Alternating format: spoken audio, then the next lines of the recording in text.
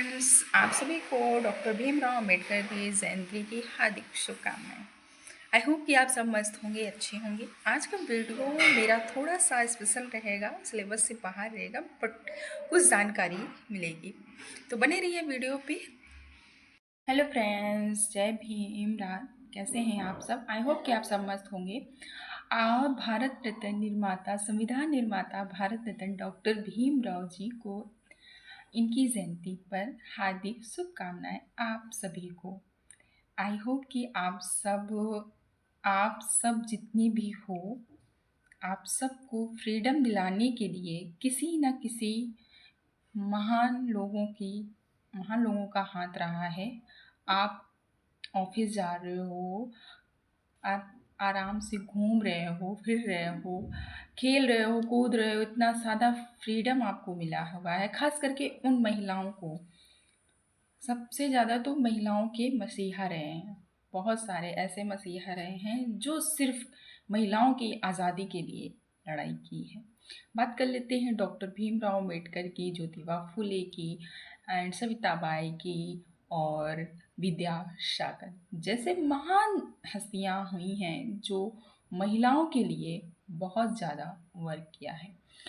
आप सभी जितनी भी महिलाएं हैं, बहुत सारे ऐसे महिलाएं होती हैं जिनको पता ही नहीं होता है कि हमारे सारथी कौन रहे हैं, हमारे फ्रीडम की वजह कौन रहे हैं, है ना। और कुछ लोग तो नाम लेने से भी डरते हैं। ऐसे लगता है जैसे कि नाम लेंगे तो वो नाम इनको गंदा कर देगा, बट नहीं।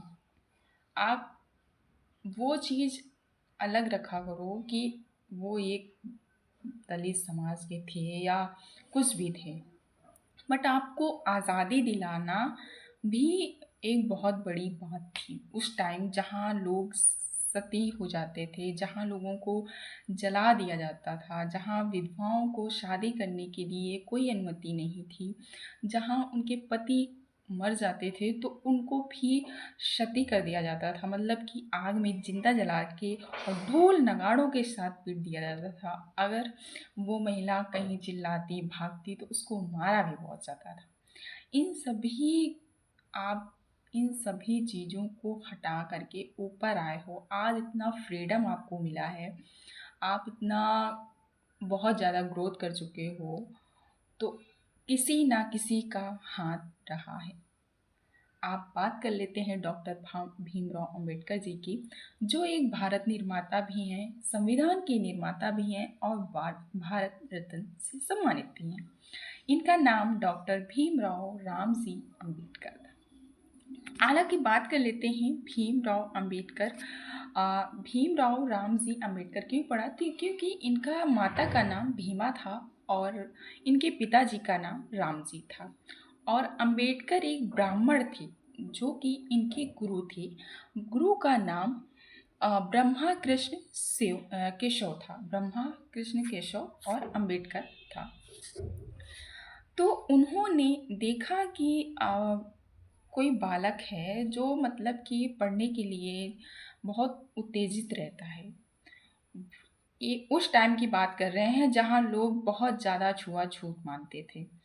और उस टाइम एक ब्राह्मण टीचर, ये भी उस टीचर की बहुत ज़्यादा मतलब आ, अगर देखा जाए कि उस टाइम पर तो बहुत अच्छी विचारधारा थी उनकी भी, जो उन्होंने अंबेडकर नाम अपना सरनेम अंबेडकर जी को दिया।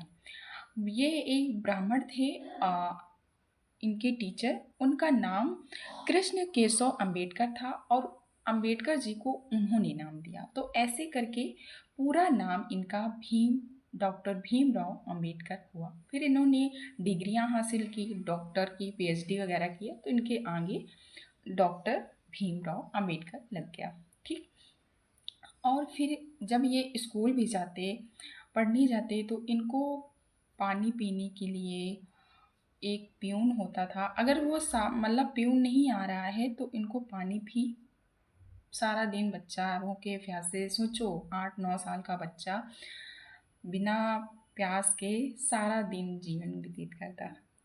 और अगर क्लासरूम में बैठ जाए ना तो वहाँ पे कोई भी बच्चा बैठता नहीं था। टीचर भी बहुत सारे क्रूर प्रकृति के होते हैं। इनको बाहर भगा दिया जाता था और बोलते थे गेट के बाहर आप पढ़ो। बहुत बार जैसे क्वेश्चन पुट अप होता है और बताने का प्रयास भी ये करते थे, पर वहाँ टीचर बोलते थे कि नहीं, आप नहीं बता पाओगे, आपसे किसी ने पूछा, ये है वो है, आपको बैठने दिया जा रहा है, यही बहुत बड़ी बात है। फिर भी इन्होंने हार नहीं मानी और क्लास के बाहर बैठ के शिक्षा प्राप्त की। धीरे धीरे इन्होंने शिक्षा प्राप्त की। इसके बाद इनके जो पिता थे वो इनको गिफ्ट में, सूबेदार थे इनके पिताजी, और इनको गिफ्ट में बुक दिया करते थे। सोचो, आप अगर अपने बच्चों को, ये चीज़ एक कहानी नहीं है, ये आपके लिए एक मार्गदर्शन भी है कि आप अपने बच्चों को महंगे गिफ्ट्स में फ़ोन या कुछ भी मत दिया करो, उनको दिया करो बुक्स या ऐसी चीज़ें दियो दो कि जिससे वो सीख सकें। पहली बार इनके पिता ने टैगोर की बुक दी थी और धीरे धीरे इनको शिक्षा की ओर मतलब मोड़ा गया। आप अपने बच्चों को अगर जैसा मार्गदर्शन देते हो, जैसा ज्ञान देते हो, वो वैसा ही पुट अप करते हैं। स्कूल जाते थे, उनके साथ बहुत सारा दुर्व्यवहार होता था। फिर एक दिन इन्होंने अपने पिताजी से कहा कि अब मैं स्कूल नहीं जाऊंगा, ऐसा ऐसा होता है मेरे साथ। तो उन्होंने कहा कि बेटा, तुमको यही चीज़ तो चेंज करनी है, यही चीज़ तो बदलना है। फिर 8-9 साल के थे, ज़्यादा बड़े भी नहीं थे, इनकी माताजी का देहांत हो जाता है। फिर इनके पिताजी दूसरी शादी कर लेते हैं।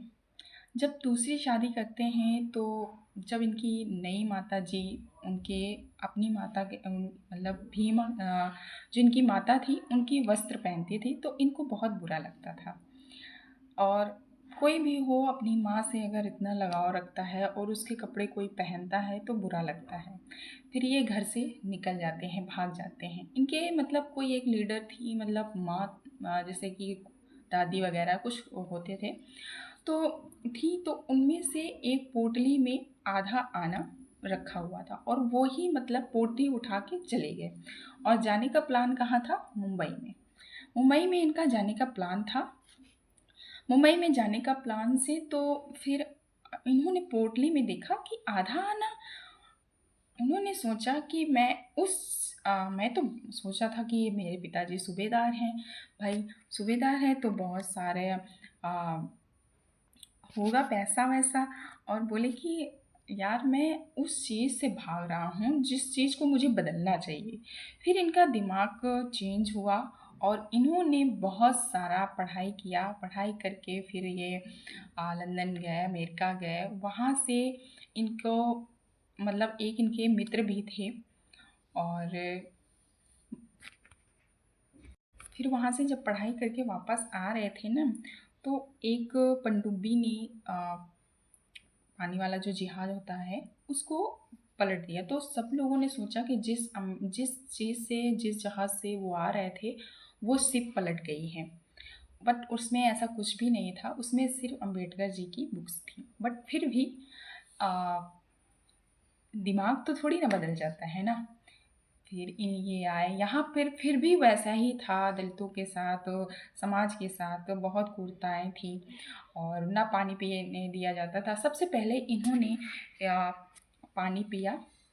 एक तालाब में इनको पानी पीने के लिए आज़ादी मिली और सबसे पहले अम्बेडकर जी ने ही पिया था। फिर इसके बाद सारे समाज के लोग पीने लगे। फिर दोबारा गए तो वहाँ पे श्रवण लोगों ने बहुत सारा इनको मार पिटाई की इनके लोगों के साथ। फिर अम्बेडकर जी ने सोचा कि ऐसे तो कुछ भी चेंज नहीं होगा, हमको लड़ना ही पड़ेगा।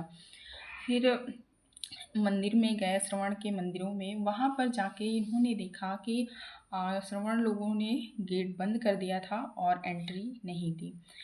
फिर फिर इन्होंने फिर आंदोलन किया। इसके बाद देखा कि जो महिलाएं थी, उन लोगों की कास्ट की महिलाएं, जो श्रवण लोग थे, जो ब्राह्मण थे, उन लोगों को भी एक मतलब कपड़े पहनने का तरीका और कैसे तुम साड़ी पहनोगी, कैसे तुम कपड़े पहनोगी, इन सब चीज़ों में रोक-टोक थी।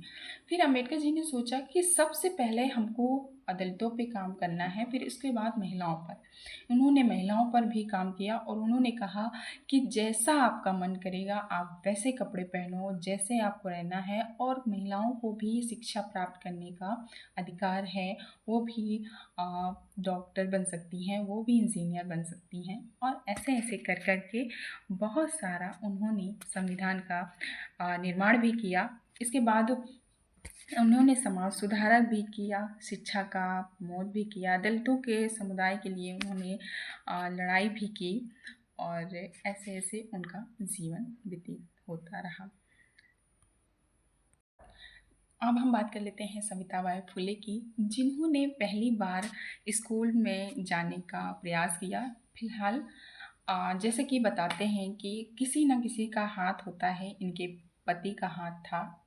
उन्होंने ही इनको प्रोत्साहित किया आगे बढ़ाने के लिए, और ये जब पढ़ने जाती थी, आज भी है कि अगर आप पढ़ने के लिए बहुत ज़्यादा इच्छुक हैं, अगर तो आपके आसपास के लोग, कुछ लोग घर के भी नहीं मानते कि आप पढ़ाई करो, है ना।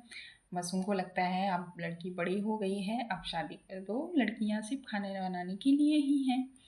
पर ऐसा इन्होंने कुछ भी नहीं किया। जब ये पढ़ने जाती थी तो बहुत सारे लोग इनके मुंह में ईंटा फेंकते थे, गोबर फेंकते थे, बहुत सारा मतलब दुर्व्यवहार करते थे।